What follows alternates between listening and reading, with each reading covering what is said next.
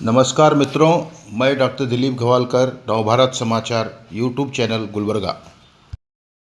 मित्रों, प्रति वर्षानुसार इस वर्ष भी 15 अगस्त के दिन हम सभी स्वतंत्रता दिवस मनाने की तैयारी में जुटे थे। इसके एक दिन पूर्व अर्थात भगवान श्री कृष्ण के जन्मोत्सव के दिन कल्याण कर्नाटक क्षेत्र में शरणबसवेश्वर संस्थान के 8वें पीठाधिपति पूज्य डॉक्टर शरणबसवप्पा अप्पाजी ने इस भौतिक जगत को त्याग कर ईश्वरी जगत को प्रस्थान किया।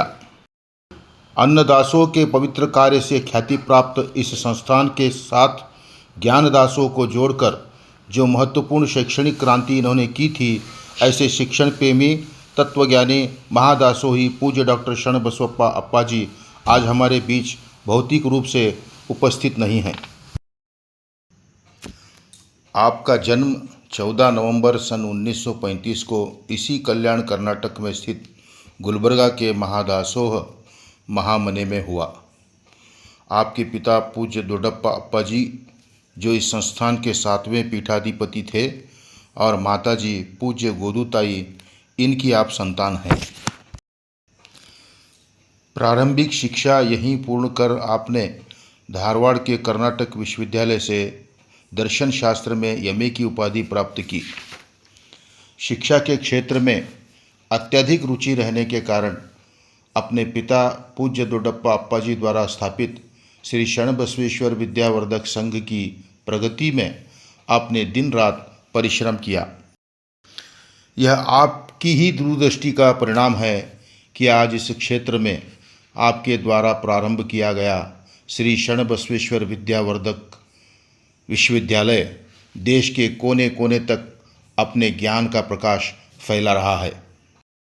प्राथमिक कक्षाओं से लेकर उच्च शिक्षा की उपाधियों तक कला, विज्ञान, वाणिज्य, तकनीकी, संगीत, शिल्प, चित्रकला, पत्रकारिता आदि विभिन्न क्षेत्रों में स्नातक स्तर तक विद्याभ्यास करने वाले आज लगभग 2500 विद्यार्थी इस संस्थान में ज्ञानार्जन प्राप्त कर रहे हैं।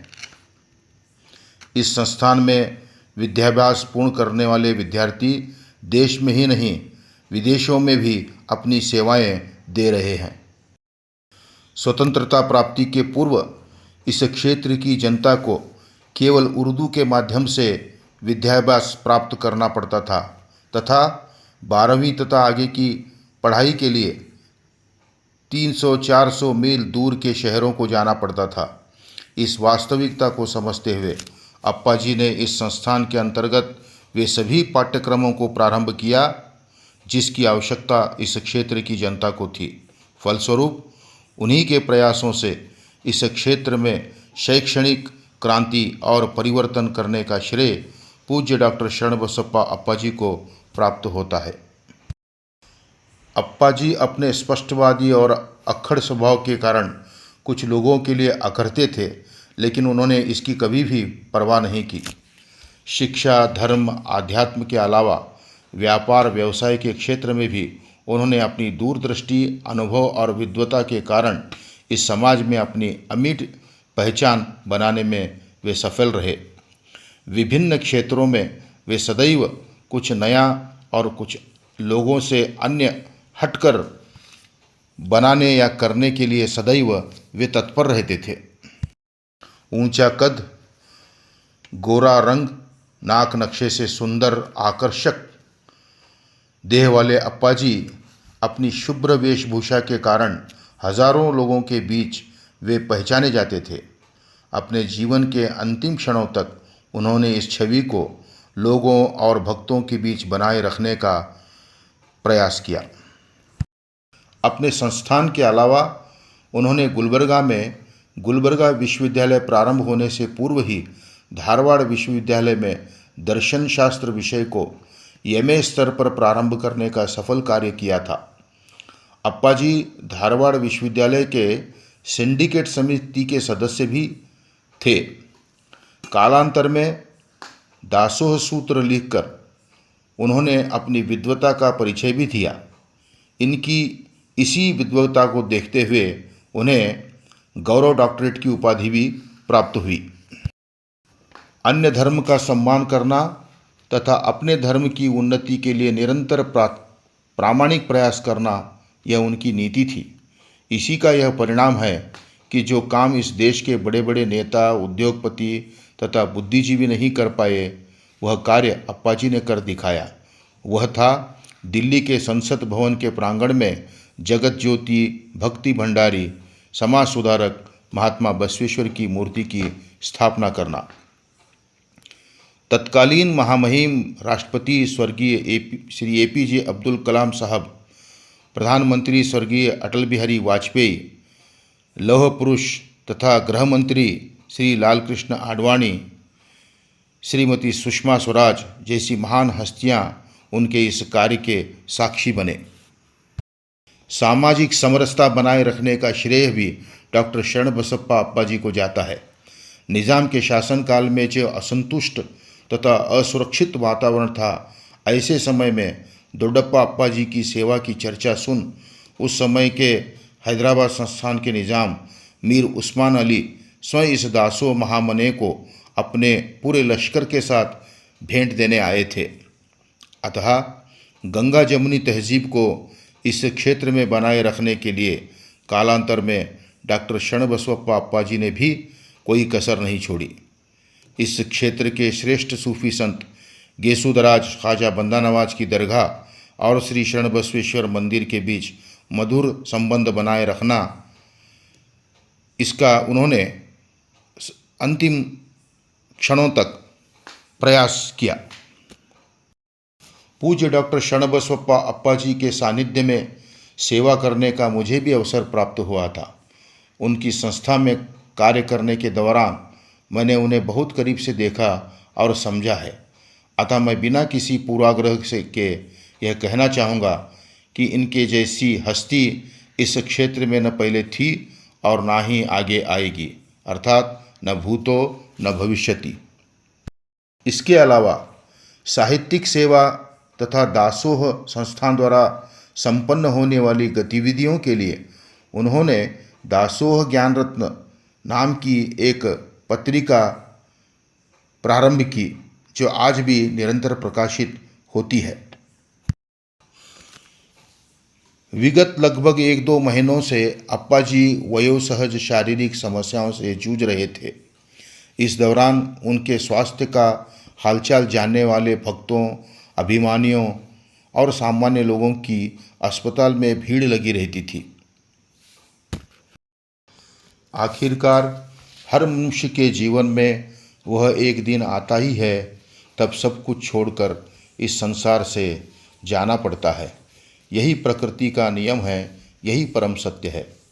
इस अवसर पर महात्मा कबीर की इन पंक्तियों को मैं दोहराना चाहूँगा।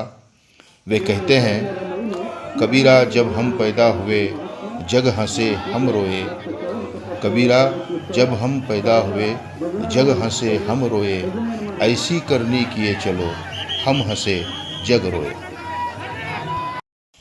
अतः 14 अगस्त 2025 के दिन उन्होंने अंतिम सांस ली। अप्पाजी की उत्कट इच्छा थी कि उनके पश्चात उनके पुत्र उनके द्वारा स्थापित परंपरा को आगे बढ़ाए। उनकी इच्छा भी पूर्ण हुई। इस संस्थान के 90वें पीठाधिपति के रूप में अपने पुत्र चिरंजीवी दोड्डप्पा अप्पाजी को सुशोभित कर अपने 90 वर्षीय लौकिक जीवन को पूर्ण विराम दिया। अप्पाजी के निधन की वार्ता जैसे ही उनके चाहने वालों और भक्त लोगों को प्राप्त हुई, वे दौड़े दौड़े दासोह महामने को आने लगे। अंततः 15 अगस्त देश की स्वाधीनता का दिवस, जिस दिन देश का प्यारा तिरंगा लहराया, उसी दिन शरणबसप्पा अप्पाजी के कीर्ति का ध्वज भी फड़फड़ाया।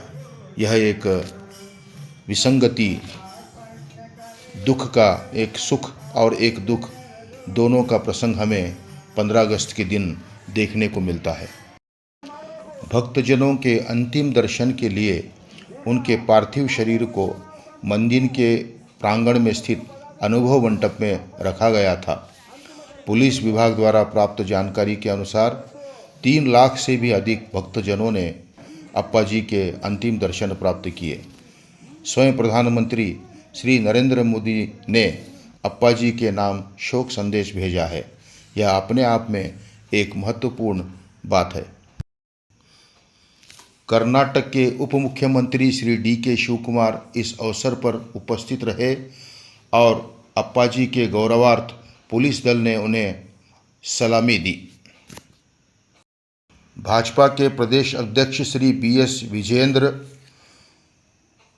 गुलबर्गा के उस्तुवारी मंत्री श्री प्रियांक मल्लिकार्जुन खड़गे, गुलबर्गा दक्षिण भाग के विधायक श्री अल्लम प्रभु पाटिल, उत्तर भाग के विधायक श्री बसवराज मत्तीमूड़, एमएलसी श्री सुशील कुमार नमोशी, जिला कांग्रेस अध्यक्ष श्री सुशील कुमार मोदी, भाजपा नगर अध्यक्ष श्री चंदू पाटिल, हाड़कुड़ मठ के पीठाधिपति श्री चन्नवीर शिवाचार्य जी, ख्वाजा बंदा नवाज दरगाह के सज्जादे नशीन, पूर्व मंत्री तथा विधायक श्री राजशेखर पाटिल, विधायक श्री सिद्धप्पा पाटिल, एमएलसी श्री डॉक्टर चंद्रशेखर पाटिल, श्री भीमराव पाटिल, श्री शरणु सलगर सहित अनेक मठों के मठाधीश और गण्यमान इस अवसर पर उपस्थित रहे और उन्हें अप्पाजी को श्रद्धांजलि भी दी और अपने विचार भी उन्होंने व्यक्त किए। अप्पाजी के समस्त परिवार के सदस्यों में उनकी सभी बेटियां, दामाद, पोते पोतियां सहित पूज्य दाक्षायणी अव्वा जी, जो अप्पाजी की निरंतर छाया बनकर रही, उनकी पीड़ा असहनीय थी।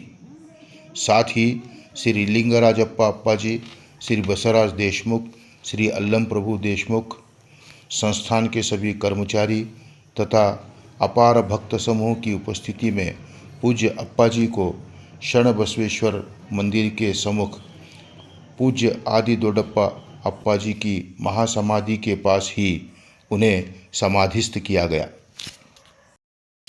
इस अवसर पर गुलबर्गा जिले के जिलाधिकारी तबस्सुम परवेज जी के नेतृत्व में commissioner of police doctor Sharanappa SD ने भक्तजनों तथा दर्शनार्थियों के लिए अपने निर्देशन में अत्यंत ही सटीक व्यवस्था की, जिससे अप्पाजी के अंतिम संस्कार का कार्यक्रम सुचारू ढंग से संपन्न हुआ।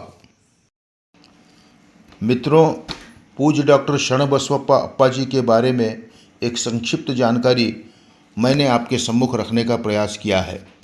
अप्पाजी के बारे में कहने के लिए बहुत सारी बातें हैं। आज वे हमारे बीच भौतिक रूप से मौजूद नहीं हैं, परंतु अपने अविस्मरणीय कार्यों के लिए वे सदैव याद किए जाएंगे। मित्रों, आपको मेरा यह वीडियो कैसा लगा अवश्य कमेंट कीजिएगा, लाइक कीजिए और अपने मित्रों को शेयर करें। इस महान विभूति से परिचय कराएंगे इन आशाओं के साथ अब मैं आपसे अनुमति लेता हूं। नमस्कार। जय हिंद, जय कर्नाटक।